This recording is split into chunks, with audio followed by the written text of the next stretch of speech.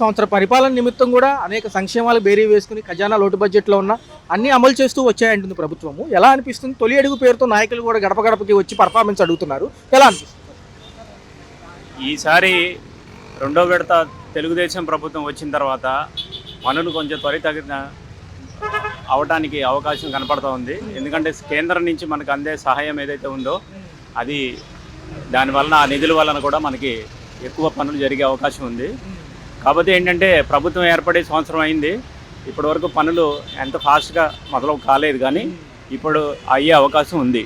చూసుకున్నట్లయితే ఏదైతే మళ్ళీ భూ సమీకరణ అంటున్నారు సార్, రైతుల్లో కొంచెం ఆందోళన అయితే ఉంది. గతంలో 33,000 ఎకరాలకు సంబంధించి 10 ఏళ్ల క్రితం నిర్ణయించిన కౌలు రేటు ఇప్పుడు సరిపోదు, మరొకసారి ఆలోచించమంటున్నారు.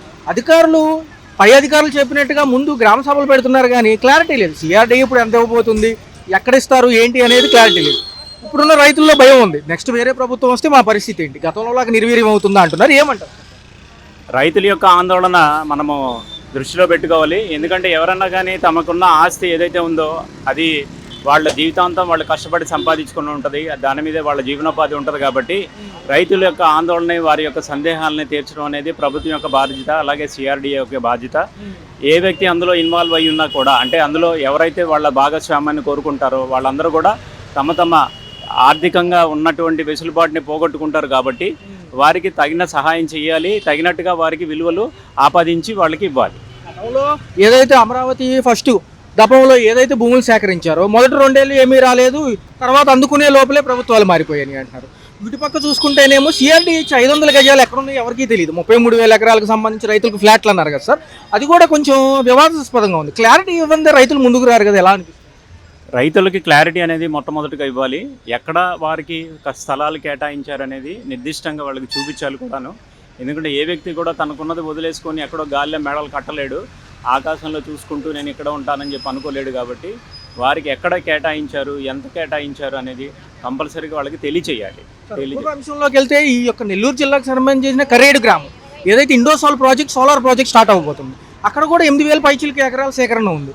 చూస్తే సన్నకారు రైతులు, ఎస్సీ ఎస్టీ మైనారిటీలు ఎక్కువ ఉన్నారు. అటు కూడా వాళ్ళు కూడా ఏమంటున్నారు అంటే ఎక్కడైతే మాకు ఇళ్ల స్థలాలు ఇస్తారా, లేకపోతే దీనికి బదులు వేరేది ఇస్తారా, క్లారిటీ ఇవ్వమంటున్నారు. అక్కడ కూడా ఏదైతే ఉందో ఇట్లాగే ప్రభుత్వ కార్యాలయాల దగ్గర పెడుతున్నారు, నోటిఫికేషన్లు ఇస్తున్నారు. మరి ఎలా ఉండబోతుంది? అక్కడ కూడా వ్యతిరేకత వస్తుంది. ఎక్కడ క్లారిటీ లేకుండా భూములు ఎందుకు కోల్పోతారు? ఎందుకంటే ఒక ఎకరానికి సంబంధించి 3 పంటలు పండిస్తామంటారు. రైతుల యొక్క ఆందోళన సమంజసమే. ఎవరన్నా కానీ నేను మొదలుగా చెప్పినట్టుగా భూమి అనేది ప్రతి వారికి కూడా చాలా ప్రాధాన్యమైనది. కాబట్టి దానికి సంబంధించి ఏదైతే గవర్నమెంట్ ఉత్తర్వులు జారీ చేయాలని ప్రయత్నం చేస్తుందో గ్రామ సభలో వారి యొక్క అభిప్రాయాలను సేకరించి తద్వారా వారికి అందినటువంటి ఇన్ఫర్మేషన్తో ముందుకు సాగాలి. అలాగా ఎలాగంటే మన పారిశ్రామిక ప్రగతి అనేది రైతుల దగ్గర నుంచి ల్యాండ్ సమీకరించకపోతే అవ్వదు. ఎందుకంటే పారిశ్రామికంగా మనం ఎదగాలి అంటే కనుక కంపల్సరీగా దానికి సహాయం చేయడానికి భూమి కావాలి.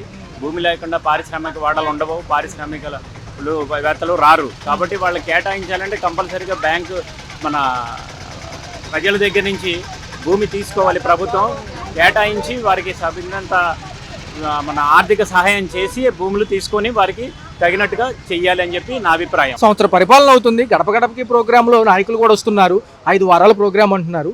ఎలా అనిపిస్తుంది సార్? ఈ 1 సంవత్సర పరిపాలనతో పాటు అమరావతి పనులు మొదలయ్యాయి కదా, ఏమనిపిస్తుంది? వాళ్ళు శక్తి వంచన లేకుండా కృషి చేస్తున్నారండి. పైనుండి సహకారం కూడా కొద్దిగా పొందుతుంది.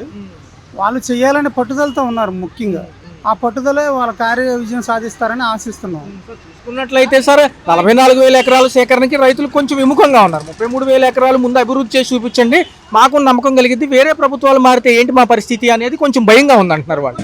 అది నిజమేనండి. ఎందుకంటే ఎక్కువ మన సేకరణ చేయడమే కనిపిస్తుంది, కానీ వాళ్ళు ఎంతవరకు సఫలీకృత సాధిస్తారనేది రైతుల ఆందోళన అనేది మొదలైంది. అయితే వాళ్ళు శక్తివంచన లేకుండా చేస్తున్నారు కాబట్టి వాటికి కూడా ఏదో కార్యరూపం దాలుస్తారని ఆశిస్తున్నారు. ఇది కూడా వాళ్ళు ఒక పరిగణలో తీసుకుని సవివరణగా ప్రకటన చేస్తే వాళ్ళు సంతోషపడతారని ఆశిస్తున్నాం. రైతులు ఏమడుగుతున్నారంటే సార్, క్లారిటీ అడుగుతున్నారు. గతంలో ఎప్పుడైతే 10 ఏళ్ల క్రితం భూసేకరణ సమయంలో ఇచ్చిన ఏదైతే కౌలు ఉందో అదే సరిగ్గా పడలేదు. ఎందుకంటే సేకరణకి 2 ఏళ్ళు పట్టింది, అది ఇచ్చేయడానికి కొత్త ప్రభుత్వాలు వచ్చాయి. మళ్ళీ 1 సంవత్సరం 2 సంవత్సరాలే అందినాయి అంటున్నారు. 500 గజాలు ఇల్లు స్థలాలు ఇచ్చారు, అప్పుడు ఫ్లాట్ల రూపంలో ఇస్తామన్నారు. అవి ఎక్కడ ఉన్నాయో తెలియదు అంటున్నారు. 33,000 ఎకరాలకి ఒక వివరణ ఇచ్చి సిఆర్డీఏ చెప్పినట్టుగా అప్పచెప్తే మిగతా వాళ్ళు కూడా మేము పొలాలు భూములు ఇవ్వడానికి రెడీ అంటున్నారు. దీనిపైన ఎలా ఉంది? వాస్తవేనండి. ఎందుకంటే మధ్యలో ప్రభుత్వం మార్పు చెందడం, వాళ్ళకి వీళ్ళకి సమన్వయ లోపం జరగడం వల్ల వాళ్ళు జరగాల్సినటువంటి కార్యక్రమాలు పూర్తిగా రూపుదాల్చలేదు. అది పూర్తిగా పరిపూర్ణత సాధించలేదు. ఈ ప్రభుత్వం ఇప్పుడు చిత్తశుద్ధితో పనిచేసి కేంద్ర సహకారం మరియు వీళ్ళ యొక్క పట్టుదలతో ముందుకు వెళ్ళి వీరికి న్యాయం చేస్తారని ఆశిస్తున్నాము. ఈ విషయంలో మాత్రం ప్రభుత్వం కొంచెం త్వరగా నిర్ణయం తీసుకుని వారి కళ్ళల్లో ఆనందం చూస్తారని ఆశిస్తున్నాం. గతంలో అంతర్జాతీయ విమానాశ్రయానికి గన్నవరం చుట్టుపక్కల పొలాలు అవన్నీ సేకరించడానికి ఆల్రెడీ నోటిఫికేషన్ ఇచ్చారు సార్. అప్పుడు హడావుడిగా పక్కన కాలేజీలు అవన్నీ కూడా ఖాళీ చేయించడం జరిగింది. ఇప్పుడు అక్కడ కాదు, ఇక్కడ దగ్గరలో ఉంటేనే మనకి అంతర్జాతీయంగా ఎవరైనా రావాలన్నా, గెస్టులు రావాలన్నా, ఏదన్నా వీక్షించాలన్నా ఇక్కడే కుదురుతుంది అంటున్నారు. ఇప్పుడు మరి ఎలా ఉంది సార్? మరి అక్కడ భూముల పరిస్థితి ఏంటి? ఇక్కడ అంతా గందరగోళంగా ఉంది. ఎక్కడ అంటే దానిపై ఒక స్పష్టత అనేది ప్రభుత్వం తీసుకురావాల్సి ఉందండి. వారు కూడా మరొకసారి పునరాలోచించుకొని వారికి అందుబాటులో ఉండే వనరులను వాళ్ళు ఉపయోగించుకోవాలని, అక్కడ ఇక్కడంటే ఇద్దరికి ఇబ్బందికర పరిస్థితి ఉంటుంది.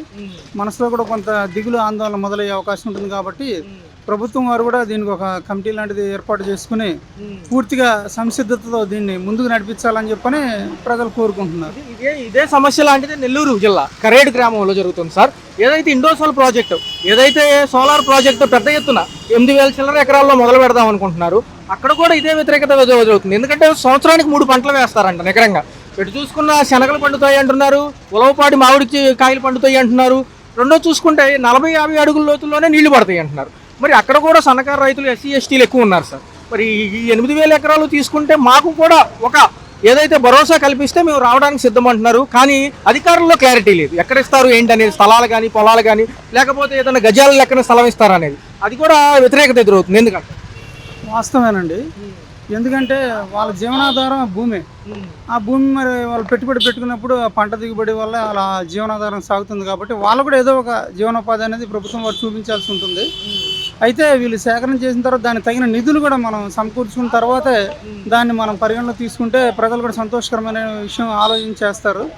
దీన్ని ప్రభుత్వం వారు కూడా కొంచెం రైతులు మేము మరణించడానికైనా రెడీ. ఎందుకంటే మేము పెంచుకున్న కొడుకులు కూతుళ్ళకి ఏమి ఇవ్వాలి? రేపు ఏదన్నా పెళ్ళిళ్ళ సందర్భంలో అప్పచెప్పాలన్నా కానీ మాకేముంటుంది అని అడుగుతున్నారు. వాస్తవనండి. ఎందుకంటే వాళ్ళ యొక్క సమస్తం దాని మీద అదేను. కాబట్టి వాళ్ళు అలా అంటాం తప్పే లేదు.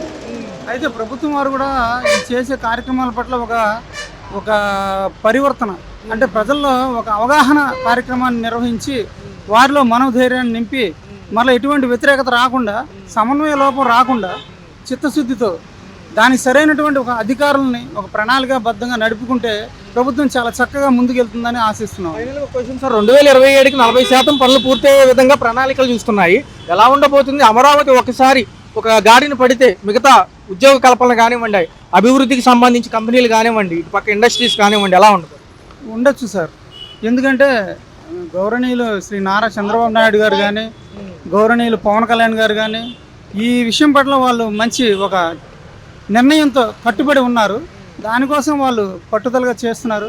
అలాగే గతంలో కూడా విజయవాడకి బుడమేరు వచ్చి మునిగిపోయినప్పుడు కూడా మంత్రులు గౌరవనీయులు శ్రీ నిమ్మల రామానాయుడు గారు కూడా చాలా కష్టపడ్డారు. అదేవిధంగా ఇప్పుడు అక్కడ రిటర్నింగ్ వాళ్ళు కూడా చేస్తున్నారు. ఈ విధంగా ప్రజలకు ఎటువంటి ఇబ్బంది రాకుండా చేసే విధానాల్లో మాత్రం వాళ్ళకు ఒక ఖచ్చితమైన నిర్ణయం అనేది వాళ్ళు చేస్తున్నారని కొంత సంతోషకరంగా ఉన్నారండి ప్రజలంతా. ఎలా అనిపిస్తుంది? అమరావతి భూములకు సంబంధించి మళ్ళీ వ్యవహారం నడుస్తుంది.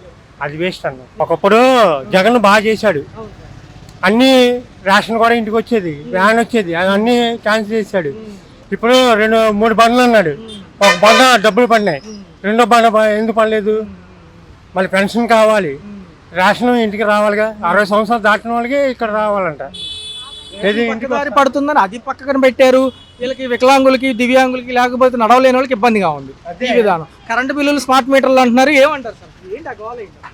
ఏమో వాళ్ళ గోళ నాకు తెలియదు. కానీ అంటే రీఛార్జ్ విధానం చాలా మందికి తెలియదు కదా. ఇప్పుడు ఫోన్ అంటే ఓకే, ఫోన్ పే ఉన్న వాళ్ళకి తెలుస్తుంది.